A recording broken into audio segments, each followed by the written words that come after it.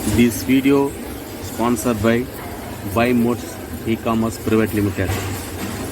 வணக்கம் நண்பர்களே, இந்த வீடியோவில் நம்ம என்ன பார்க்க போகிறோம்னா ஒடிசா மாநிலத்தில் உள்ள பூரி ஜெகநாதர் கோயிலை பற்றி ஒரு சிறப்பு கண்ணோட்டம் பார்க்குறோம். அந்த சிறப்பு கண்ணோட்டத்தை இந்த வீடியோ மூலம் காணலாம். இந்த வீடியோவை உங்களுக்கு தொகுத்து வழங்குபவர்கள் by Mods e-commerce private limited. வாங்க வீடியோக்குள்ளே போகலாம்.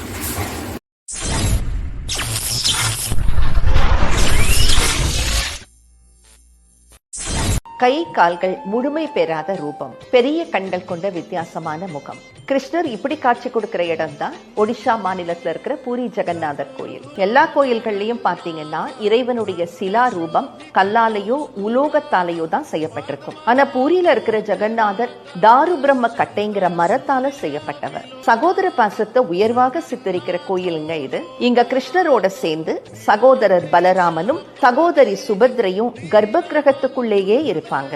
இங்க கிருஷ்ணர் உயிர்ப்போட இருக்கிறதாக நம்பப்படுது. அந்த கதை என்ன?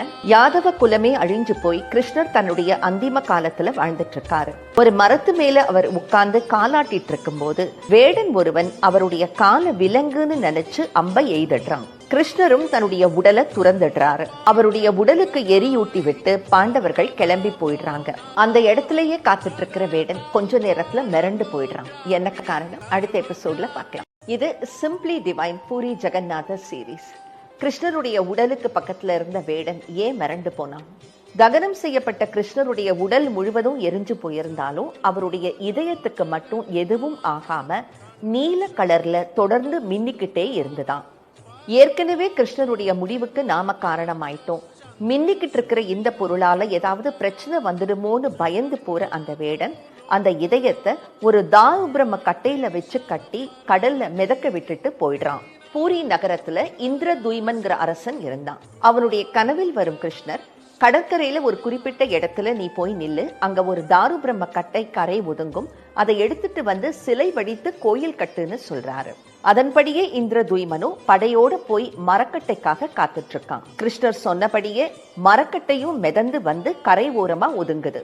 பயபக்தியோட அது அரண்மனைக்கு எடுத்துட்டு போறான் மன்னன். தன் நாட்டுல இருக்கிற அத்தனை சிற்பிகளையும் வரவழைச்சு யாரால இந்த சிலைய அழகா வடிக்க முடியும்னு கேக்குறான். அந்த கட்டையில அமானுஷ்யமா ஏதோ ஒண்ணு இருக்குன்னு உணர்ற சிற்பிகள் அதை தொடக்கூட பயந்து ஓடி போயிடுறாங்க. அப்புறம் என்ன நடந்தது அடுத்த எபிசோட்ல பார்க்கலாம்.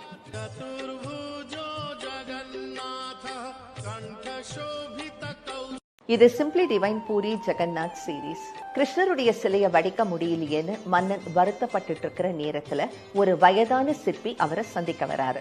எனக்குன்னு ஒரு தனி அறை கொடுக்கணும், அந்த அறைக்குள்ள நான் மட்டுமே இருப்பேன், சிலை வேலை முடியற வரைக்கும் நான் வெளியவே வரமாட்டேன், மொத்தம் 21 நாட்கள் என்னை யாருமே தொந்தரவு செய்யக்கூடாது, நீங்க சரின்னு சொன்னா சிலைய வடிக்க ஆரம்பிக்கிறேன்னு சொல்றாரு. மன்னரும் ஒத்துக்கிறாரு. சிற்பியும் வேலைகளை உடனே ஆரம்பிக்கிறாரு. ஆனா ரொம்ப ஆர்வ கோளாறுல இருக்கிற மன்னன் பூட்டிய கதவுக்கு வெளியே வந்து தினமும் நின்னு சிலை செய்யும் வேலைகள் நடக்குதான்னு செக் பண்ணிக்கிட்டே இருந்தாரு. 15 நாட்கள் தொடர்ந்து சத்தம் கேட்டுக்கிட்டே இருந்தது. மன்னருக்கு மட்டற்ற மகிழ்ச்சி.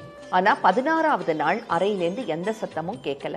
அடுத்த 2 நாட்களும் சத்தம் எதுவும் வராததுனால சிற்பிக்கு ஏதாவது ஆயிடுச்சோன்னு கவலைப்பட்டு மன்னன் கதவை திறந்து பார்த்துடுறாரு. அவருக்கு பேரதிர்ச்சி காத்துட்டு இருக்கு. அங்க நடந்தது என்ன அடுத்த எபிசோட்ல பார்க்கலாம். பூரி ஜெகநாதர் பற்றின இந்த 3 எபிசோடு வீடியோ மட்டும்தான் இப்போ கிடைச்சிருக்கு எனக்கு. மீண்டும் மற்ற வீடியோக்களை நான் ஷேர் பண்ணுறேன். அது வரைக்கும் வெயிட் பண்ணுங்கள். இந்த வீடியோவை தொகுத்து வழங்கியவர்கள் பை மோட்ஸ் இ-காமர்ஸ். வணக்கம். மீண்டும் சந்திப்போம் நண்பர்களே.